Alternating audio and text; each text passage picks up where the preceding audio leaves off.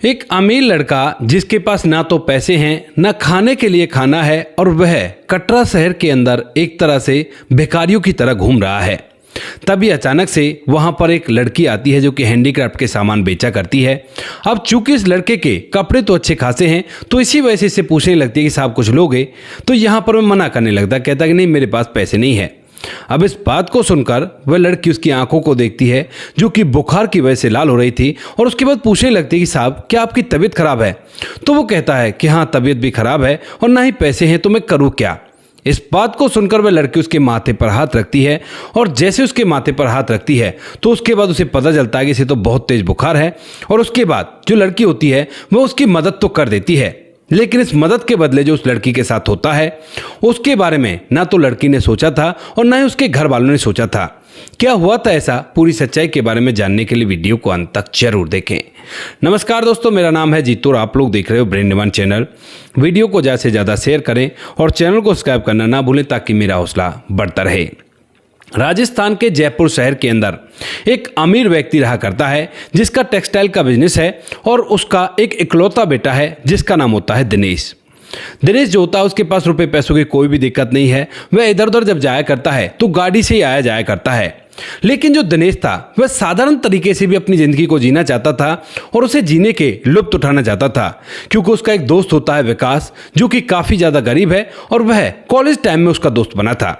तो वह उसे बताया करता है कि हम लोग ऐसे रहा करते हैं। तो उसके दिमाग में घूमने लगता है कि क्यों ना मैं भी इसी तरह से कुछ समय अपना व्यतीत करूं। तो इसी बात को सोचकर वह अपने दोस्त से कहने लगता है कि यार मैं भी तुम्हारी तरह रहना चाहता हूं, यानी कि किसी भी चीज़ की तंगी को लेकर आप कोई सामान अगर खरीदना तो उसके लिए मेरे पास पैसे ना हो, इस तरह से ज़िंदगी जीना चाहता हूं।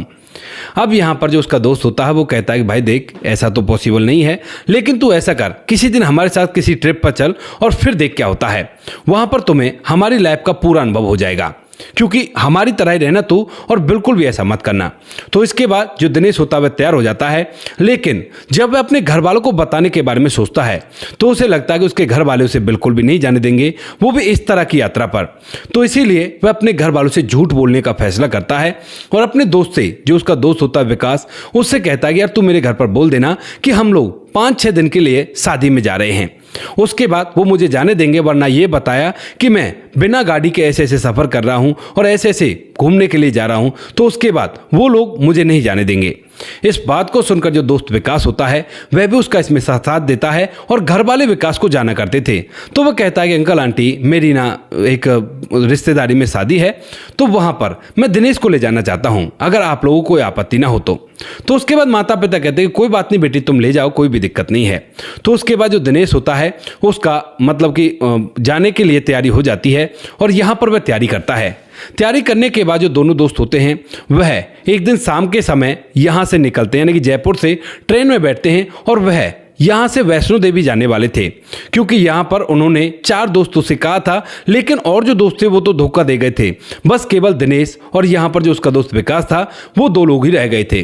अब दिनेश तो कह रहा था कि कोई बात नहीं चलते हैं, लेकिन विकास मना कर रहा था। लेकिन उसके बावजूद भी जो दिनेश है वो जिद करता है, कहता है कि नहीं यार दोबारा से मौका मिले या ना मिले मैं एक बार घूमना चाहता हूँ इसी तरह से, यानी कि साधारण तरीके से। तो उसी वजह से जो विकास होता है वह उसे लेकर चल देता है। वो दोनों के दोनों रिजर्व किए हुए रेल में बैठ जाते हैं, यानी कि रिजर्वेशन वाले डिब्बे में बैठ जाते हैं और वहीं पर बैठकर सफर तय करने लगते हैं।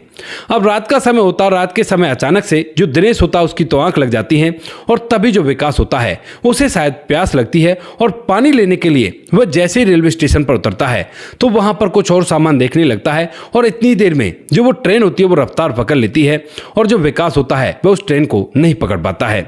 दिनेश जो कि सीट पर लेटा हुआ है और उसे कोई भी गम नहीं है, कोई भी दिक्कत नहीं है, यानी कि ये नॉलेज ही नहीं है कि उसका दोस्त जो है वो स्टेशन पर छूट चुका है। दिनेश धीरे धीरे सफर तय करता है और वो जो ट्रेन होती है वो उस तय समय पर कटरा पहुंच तो जाती है, लेकिन वहां पर जाने के बाद जब दिनेश की आंख खुलती है और वह इधर उधर देखता है तो ना तो उसका फोन उसके साथ था और ना ही उसका जो सामान उसने रख रखा था वहां पर वो सामान भी गायब था, यानी कि उसका सामान और मोबाइल फोन भी चोरी हो चुके थे। अब इस बात को देखकर वह पूरी तरह से सहम जाता है और सोचने लगता है कि अब वो क्या करेगा। इधर उधर अपने दोस्त को देखता है, फिर उसे एक बार यह भी लगता है कि हो सकता है मेरा दोस्त इन सामानों को लेकर उतर गया हो और भीड़ की वजह से मुझे नहीं दिख रहा हो। तो इसी वजह से वो स्टेशन पर उतरता है और जब वहां पर इधर उधर देखता है तो उसे कहीं भी उसका दोस्त नहीं मिलता है। तो वह बहुत ज्यादा परेशान तो होता है, लेकिन फिर सोचता है कि कोई बात नहीं, मैं उस पर फोन करके देख लेता हूं। इसी वजह से वह और लोगों से मदद मांगने लगता है। थोड़े बहुत पैसे उसके जेब में हैं और उसी वजह से जब वो लोगों से मदद मांगता है तो कुछ लोग तो मना कर देते हैं, कहते हैं कि नहीं, हम अपना फोन वगैरह नहीं दिखाएंगे, क्योंकि उसे अपने दोस्त को फोन करना और उसे पूछना कि भाई तू कहां रह गया। वह साधारण तरीके से इसी बात को सोचकर वह इधर उधर जाकर एक चाय वाले की दुकान पर जाता है और वहां से पहले तो कुछ सामान खरीदता है, क्योंकि कुछ पैसे उसकी जेब में भी थे और उन पैसों से वो चाय का सामान खरीदता है, यानी कि चाय पीता है, मट्ठी वगैरह लेता है, सुबह सुबह का नाश्ता वो कर लेता है। उसके बाद वह चाय वाले से कहता है कि भाई फोन दिखाए गए, जरा मुझे एक जरूरी काम करना है। उसके बाद जो चाय वाला होता है उसे फोन दिखा देता, क्योंकि उसने उससे सामान खरीदा था। और इसके बाद जैसे वो अपने दोस्त के पास फोन करता है तो जो उसका दोस्त होता है वो कहता है कि यार मैं तो ऐसे ऐसे स्टेशन पर छूट गया था और मैं यहां से वापस जा रहा हूं, यानी कि वापस पहुंचने वाला हूं। अब इस बात को सुनकर जो दिनेश होता है वो कहने लगता है कि तू पागल तो नहीं हो गया है, मैं यहाँ पर पहुंच गया और मैं तो इधर उधर घूमने का मुझे एक्सपीरियंस भी नहीं है, मैं कैसे कैसे यहाँ पर समय बिताऊंगा। तो वो कहता है कि भाई देख, मुझे ना डर लगा था कि कहीं ऐसा तो नहीं तू भी अगले स्टेशन पर उतर जाए और उसके बाद हम दोनों एक दूसरे से बुरी तरह से बिछड़ जाएं। यहाँ पर जब से अब तक तेरा फोन नहीं आया तो मैं सोच रहा था कि शायद तू भी वापस लौट गया है। अब इस बात को सुनकर वह कहने लगता है कि मेरा फोन भी खो गया है, ऐसे ऐसे बात है और अब मैं यहाँ पर अकेला रह गया हूँ। तो जो लड़का होता है वो कहने लगता है कि तू ऐसा कर, वहां से वापस की ट्रेन पकड़ ले और वापस आ जा, क्योंकि वहां पर अब घूमने से कोई फायदा नहीं है जब तुम्हारे पास पैसे नहीं, ना तुम्हारे पास फोन है कि फोन करके मैं तुम्हारे पास पैसे डाल देता, अब तुम्हारे पास पैसे भी नहीं भेज सकता। अब इस बात को सुनकर जो दिनेश होता है उसे गुस्सा आता है अपने दोस्त पर, जो कि उसे बीच सफर में छोड़कर वापस चला गया था। तो वो कहता है कि ठीक है, मैं अपने आप देख लूंगा, तू फोन कर दे। ऐसा कहकर जो दिनेश होता है उसका फोन काट देता है और उसके बाद सोचता है कि जब यहाँ पर आ ही गया हूं तो 2-4 दिन यहाँ पर घूम लेता हूं। तो अब क्या था, जो दिनेश था वह आज घूमने का फैसला करता है और जैसे ही वो सुबह से शाम तक वहां पर इधर उधर घूमता है, कुछ खाने पीने का सामान लेता है, तो उसे पता भी नहीं चलता कि कब उसके पैसे खत्म हो गए। उसके सारे पैसे इधर उधर खाने पीने में खर्च हो जाते हैं और जैसे शाम होती है तो उसके बाद वह सोचने लगता है कि चलो अब ट्रेन पकड़ लेता हूं। लेकिन वो देखता है कि उसके पॉकेट में तो एक भी पैसे नहीं है और जब उसके पॉकेट में एक भी पैसे नहीं होते तो उसके बाद वह बहुत बुरी तरह से घबराने लगता है, क्योंकि वह अमीर घर का लड़का है और उसे पता है कि ट्रेन में बिना टिकट यात्रा करना जुर्म है और यह जुर्म वो नहीं कर सकता, क्योंकि आज तक उसने ऐसा कुछ किया ही नहीं है। तो इसी वजह से वह वहीं पर बैठा बैठा सोचता है और फिर सोचने लगता है कि माता पिता को बता देता हूं। लेकिन चूंकि वो घर पर झूठ बोलकर आया था तो इसी वजह से वह घर वालों को भी नहीं बताना चाहता और वहीं पर बैठा बैठा जब उसे बहुत ज्यादा रात हो जाती है तो वह फैसला करता है कि अभी तो मैं यहीं पर समय बिताता हूं, कल देखता हूं किसी न किसी से कोई मदद मांगूंगा और उसके बाद वापस लौट जाऊंगा। ऐसा सोचकर जो दिनेश होता है वहीं पर एक जगह देखता है और वहीं पर आराम करने का फैसला करता है। लेकिन रात को ना तो उसके पास ओढ़ने के लिए कोई कपड़ा था और ना ही उसने ऐसे हैवी कपड़े पहन रखे थे, क्योंकि वो जयपुर से गया था और जयपुर में इतनी गर्मी नहीं थी लेकिन वहां पर ठंड थी। तो इसी वजह से जब रात को वो आराम करता है तो रात के समय नींद तो उसे नहीं लगती है, लेकिन ठंड की वजह से उसे बुखार जरूर चढ़ जाता है। अब जैसे दूसरे दिन की सुबह होती है तो सुबह सुबह वह लोगों से मदद मांग रहा था, कह रहा था कि मेरा इस तरह से सामान चोरी हो गया है और मुझे ना आप ऐसा करो, कुछ पैसे दे दो ताकि मैं वापस जा सकूं। तो लोग उसे पैसे देने से मना कर देते हैं, कहते हैं कि हट्टा कट्टा है, तुझे पैसों की क्या जरूरत है, निकल जाओ यहाँ से, लोगों ने धंधा बना रखा है। अब इन बातों को सुनने के बाद पहले ही जो दिनेश था उसे दूसरे से मदद मांगने में हिचक हो रही थी, लेकिन जब लोग ऐसा कह देते हैं तो उसके बाद वह और भी ज्यादा शर्मा जाता है और बिल्कुल भी किसी से नहीं कह पाता है। धीरे धीरे उसे इधर उधर घूमते हुए यानी कि लोगों की तरफ देखता और उम्मीद करता कि इससे कहूंगा, लेकिन उसकी हिम्मत नहीं हो पाती है। वह ऐसे ही खड़ा हुआ था और तभी अचानक से वहां पर एक लड़की आती है, जिस लड़की की उम्र लगभग 22 साल रही होगी और वह देखने में बेहद ही खूबसूरत थी। गोरी चिट्टी, नीली आंखें और पहाड़ी कपड़े उसने पहन रखे थे। उसके पास कुछ हैंडीक्राफ्ट के आइटम थे जिनको वो यहाँ पर लोगों को बेच रही थी। जने जने व्यक्ति को रोका करती और रोकने के बाद उससे पूछा करती, साहब क्या आप ये लेंगे, बहुत अच्छा है, हाथों से बनाया हुआ है। लेकिन कुछ लोग तो उसके सामान को पसंद करते, कुछ खरीद भी रहे थे और तभी वह घूमते घूमते सीधा दिनेश के पास आ जाती है, जिसने कपड़े तो अच्छे खासे पहन रखे थे लेकिन वह उसके पास पैसे वगैरह कुछ भी नहीं थे। अब जैसे वो लड़की जिसका नाम रीना होता है वह उसके पास आती है तो आने के बाद कहने लगती है कि साहब आप कुछ लोगे क्या। तो यहाँ पर जो दिनेश है वो उसे देखकर उसकी तरफ देखने लगता है और कहता है कि नहीं, मेरे पास पैसे नहीं है क्योंकि मेरा सारा सामान चोरी हो चुका है। अब इस बात को सुनकर रीना पूछने लगती है कि वो कैसे, तो वो पूरी कहानी अपनी बताता है और जब इस कहानी को वो सुनती है तो उसके बाद कहने लगती है कि अगर ऐसे आपका सामान चोरी हो गया है तो आप अपने घर वालों से मदद मंगा लो। तो यहाँ पर वो कहता है कि नहीं, घर वालों से मदद नहीं मंगा सकता क्योंकि मैं उनसे झूठ बोल कर आया हूँ। अब इस बात को सुनकर यहाँ पर जो रीना होती है वह उसकी आंखों की तरफ देखती है और कहती है कि आपकी आंखें तो लाल हो रही हैं। तो वो कहता है कि हाँ, लगता है थोड़ा बहुत बुखार आ गया है। उसके बाद रीना उसके माथे पर हाथ रखती है और हाथ रखने के बाद जैसे ही उसे महसूस होता है कि इसे बहुत तेज बुखार है तो वो कहने लगती है कि आपको तो बहुत जोर से बुखार है। तो वो कहता है कि हाँ, बुखार तो है, लेकिन क्या करूँ, इलाज भी नहीं करवा सकता, मेरे पास पैसे नहीं है। अब इस बात को सुनकर यहाँ पर जो रीना होती है वह भी काफ़ी ज़्यादा गरीब है और वो कहने लगती है कि ठीक है, अगर ऐसी बात है तो आप मेरे घर चलो, मेरी माँ आपके लिए काढ़ा बनाएगी और उस काढ़े से ज़रूर बुखार उतर जाएगा। अब इस बात को सुनकर दिनेश के पास कोई और ऑप्शन नहीं था। वह कहता है कि ठीक है, अगर तुम मेरी मदद कर सकती हो तो इतनी मदद तो कर दो, वरना मैं और भी ज़्यादा बीमार हो जाऊंगा। उसके बाद रीना उसे अपने साथ लेकर वहां से सीधा अपने घर चली जाती है, जहां पर रीना के बीमार पिता खाट में पड़े हुए हैं। उसकी जो माँ है वह भी अब घर के अंदर अपने पति की देखभाल कर रही है और जैसे ही दिनेश उसके साथ आता है तो पूछने लगती है, बेटी ये कौन है? तो वह बताती है कि माँ, ऐसे ऐसे इनका सामान चोरी हो गया है और यह अब अपने घर नहीं जा सकते, तो ये कुछ पैसों की मदद मुझसे मांग रहे थे, लेकिन मेरे पास पैसे नहीं थे, तो मैं इन्हें घर ले आई क्योंकि इनको बुखार है, क्योंकि जो भी हो सके वो मदद तो हम कर ही सकते हैं। तो जो माँ होती है वो अच्छे से उसका ख्याल करती है, उसके लिए काढ़ा बनाती है और कहती है कि बेटा कोई बात नहीं, अभी तुम आराम करो और 1-2 दिन में पैसों का इंतजाम हो जाएगा, क्योंकि मेरी बेटी के पास जो भी कमाई आया करती है उससे मेरे पति की दवाई आ जाया करती हैं, लेकिन 2-3 दिन में थोड़े बहुत पैसे बच जाएंगे और उन पैसों से हम तुम्हारी मदद कर देंगे। तो 2-3 दिन तक जो दिनेश वहां पर रहता है, उसकी जो माँ होती है रीना की, वो उसे अच्छे से प्यार करती है और प्यार से काढ़ा पिला पिलाकर उसका बुखार भी उतार देती है। वह ठीक हो जाता है। ठीक होने के बाद जब 2-3 दिन में रीना के पास कुछ पैसे हो जाते हैं तो उन पैसों को देती है और कहती है कि ये लो, ये पैसे लो, आप अपनी मंजिल पर पहुंच सकते हो। दिनेश जो होता है वो कहता है कि कोई बात नहीं, मैं आपके पैसे लौटा दूंगा, लेकिन रीना कहती है कि नहीं, कोई बात नहीं, कोई ज़रूरत नहीं है। अब तक जो दिनेश है वो इनके घर में रहकर इनके घर की पूरी कंडीशन समझ चुका था, कैसे घर की जो बड़ी एकलौती बेटी है वह अपने परिवार को चलाने के लिए दिन रात एक करके मेहनत किया करती है, घर पर आकर हैंडीक्राफ्ट के सामान बनाया करती है और दिनेश भी उसकी वहां पर मदद किया करता था। इसके बाद जो दिनेश है वह वहां से वापस तो चला जाता है, लेकिन रीना का नंबर लेकर गया था, कहा था कि कोई बात नहीं, मैं कुछ पैसे आपको भिजवा दूंगा क्योंकि इतने पैसे मेरे पास हैं। तो रीना भी अपना नंबर दे देती है और उसके बाद दिनेश जब जयपुर पहुंच जाता है तो वहां पर जाते ही उसके जो माता पिता हैं वो उसकी बहुत ज्यादा चिंता करते हैं, कहते हैं कि बेटा तुमने हमें फोन क्यों नहीं किया। अब इस बात को सुनकर दिनेश हैरान होता है और कहने लगता है कि क्यों, मैंने आपको बताया तो था कि मैं शादी में गया था।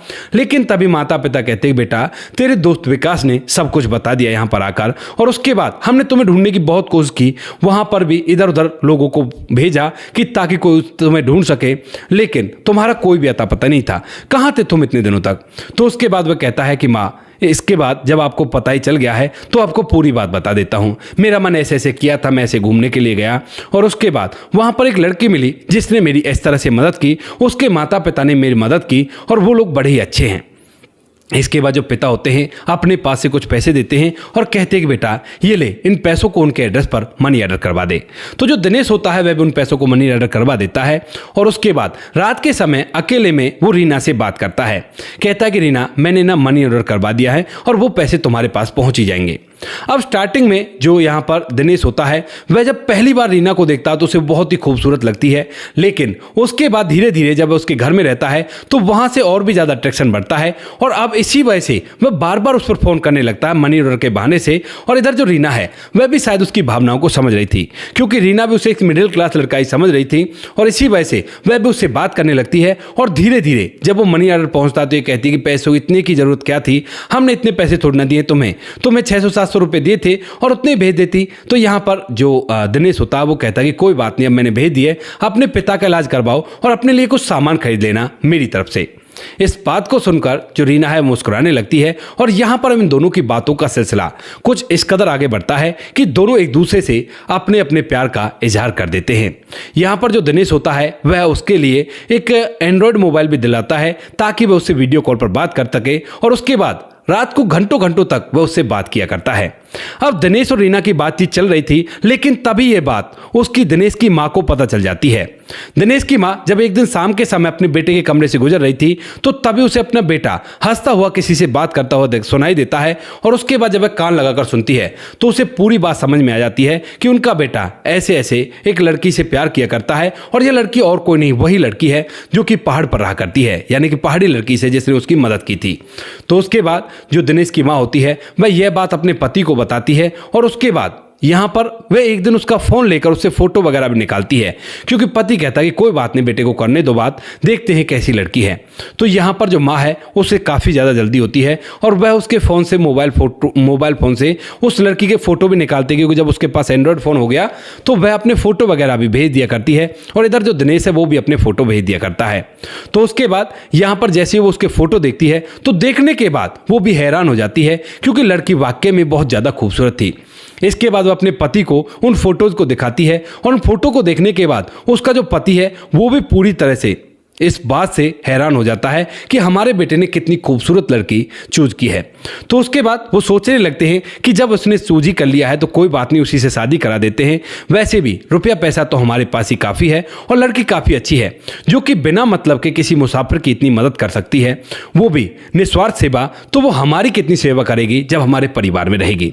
ऐसा सोचकर वो लोग इस शादी के लिए तैयार हो जाते हैं, और उसके बाद बिना दिनेश को बताए उससे कहने लगते हैं कि बेटा चलो अब हम ना उस लड़की के पास चलते हैं उसका धन्यवाद देने के लिए। और यहाँ पर जो दिनेश है वह भी इस बात को सुनकर एकदम से खुश हो जाता है, क्योंकि उसका भी मन था जाने का। वह तरह तरह से घर वालों से बहाने लगाया करता, लेकिन घर वाले समझ जाते हैं और उससे मना करते रहा करते हैं, क्योंकि उनका मन था कि वे खुद जाएंगे और खुद जाकर वहां पर उसकी शादी की बात करेंगे। तो इसीलिए जो घर वाले होते हैं जब वे कहते हैं तो दिनेश एकदम से खुश हो जाता है और कहता है कि चलिए माँ चलते हैं। उसके बाद दिनेश और उसका पूरा परिवार गाड़ी से सीधा वहां पर पहुंच जाता है, और वहां पर वो लोग पहले एक होटल लेते हैं। लेकिन दिनेश को बहुत ज़्यादा ऐसा लगा हुआ था कि मैं कब जाकर रीना से मिलूं, और इधर मैं रीना से बात भी कर रहा था। तो रीना कहती कि कोई बात नहीं, आ जाओ, एक बार दूसरे को देख तो लेंगे, एक बार एक दूसरे को। तो उसके बाद जो दिनेश होता है वो कहता कि आ रहा हूँ, सब्र तो नहीं हो रहा है, लेकिन माता पिता के साथ ही आना पड़ेगा। अगले दिन की सुबह सुबह जो माता पिता वो तैयार होते हैं, बाजार से ढेर सारी मिठाइयाँ कपड़े वगैरह खरीदते हैं, और खरीदने के बाद सीधा रीना के घर पहुँच जाते हैं। अब जैसे वो रीना के घर जाते हैं तो वहाँ पर रीना के माता पिता थे, और दिनेश उन्हें देखते पहचान तो लेता है, लेकिन घर के अंदर रीना दिखाई नहीं दे रही थी। उसके बाद जो दिनेश है वह उन्हें बताता है कि माँ बाबूजी ये लोग हैं वो। और उसके बाद जो माता पिता होते हैं वो उनका बहुत बहुत धन्यवाद करते हैं, कहते हैं कि आपका बहुत बहुत धन्यवाद, आपने हमारे बेटे के बुरे समय में उसकी मदद की, तो आपका एहसान के लिए ये छोटी सी भेंट है, इसको स्वीकार कर लो। इतने सामान को देखकर वो हैरान हो जाते हैं, और जब वो लोग यहाँ पर गाड़ी से आए थे तो ये बात तो वो समझ ही गए थे कि ये लोग काफ़ी ज़्यादा पैसे वाले हैं। तो इसी वजह से जो रीना के घर वाले होते हैं वो अच्छी तरह से उनकी देखभाल करने लगते हैं, और कहते हैं कि आओ बैठो, और उनके स्वागत में जोर शोर से जुट जाते हैं। तभी यहाँ पर जो दिनेश होता है वो कहता है कि आंटी रीना दिखाई नहीं दे रही। तो वो कहती है कि बेटा अभी अभी जंगल को गई है और लकड़ियाँ लेने के लिए गई है, अभी आती थोड़ी देर में। तो उसके बाद वो वहाँ पर बैठता है, लेकिन बेचैनी उसको तोड़ रही है अंदर तक। और जैसे रीना आती है तो उसके बाद दिनेश और रीना की आंखें मिलती हैं, और यहाँ पर आंखें मिलते ही, क्योंकि अब तक उन्होंने एक दूसरे से प्यार का इजहार कर दिया था, तो जो रीना होती है उसकी आंखों से आंसू बहने लगते हैं। इधर जो दिनेश होता है उसकी आंखों से आंसू भी बहने लगते हैं। दोनों एक दूसरे के सामने ऐसे खड़े हो जाते हैं जैसे कि सारी दुनिया रुकी हुई हो, बस वही दोनों इस दुनिया के अंदर हैं। अब जब ये बात दिनेश के माता पिता देखते हैं और इधर रीना के माता पिता देखते हैं, तो जो रीना के माता पिता हैं वो उससे कहने लगते हैं कि बेटी ये तू क्या कर रही है, इस तरह से यहाँ पर क्यों खड़ी हो गई, अंदर चल। लेकिन तभी जो दिनेश के माता पिता होते हैं वो उन्हें चुप कराते हैं, कहते हैं कि चुप हो जाओ, लड़का लड़की एक दूसरे को देख रहे हैं और इसीलिए हम लोग यहाँ पर आए हैं। अब जो रीना के माता पिता हैं वो हैरान हो जाते हैं कि इसलिए यहाँ पर आए हैं, आखिर चक्कर क्या है। तो उसके बाद वो कहने लगते हैं देखिए मेरा लड़का आपकी लड़की को पसंद किया करता है और हम चाहते हैं कि इन दोनों की शादी हो जाए। बच्चे के बारे में आपको बच्चे ने जो कुछ बताया उसके बारे में तो मुझे नहीं पता, लेकिन मैं बताती हूँ कि बच्चा हमारा इकलौता है और इसके पास करोड़ों की प्रॉपर्टी है। हमें आपकी लड़की अपनी बहू के रूप में स्वीकार है, क्या आप हमारे बेटे को अपनी बेटी देना पसंद करेंगे।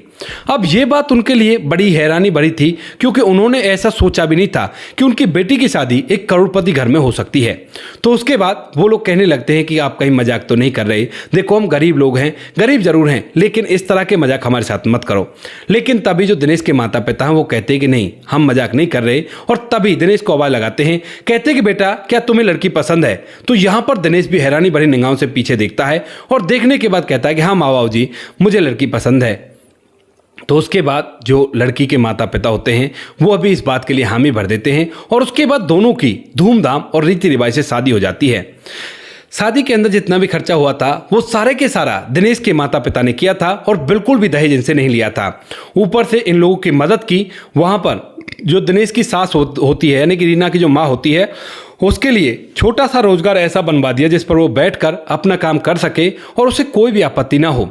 उस रोजगार को चलाकर जो दिनेश की सास होती है वह अच्छी तरह से अपने जीवन को जी रही है, अपने पति का इलाज करवा रही है और दिनेश भी अपनी पत्नी के साथ आकर बार बार उसका इलाज अच्छी तरह से करवा देता है और वह पूरी तरह से आराम से जीवन व्यतीत कर रहे हैं।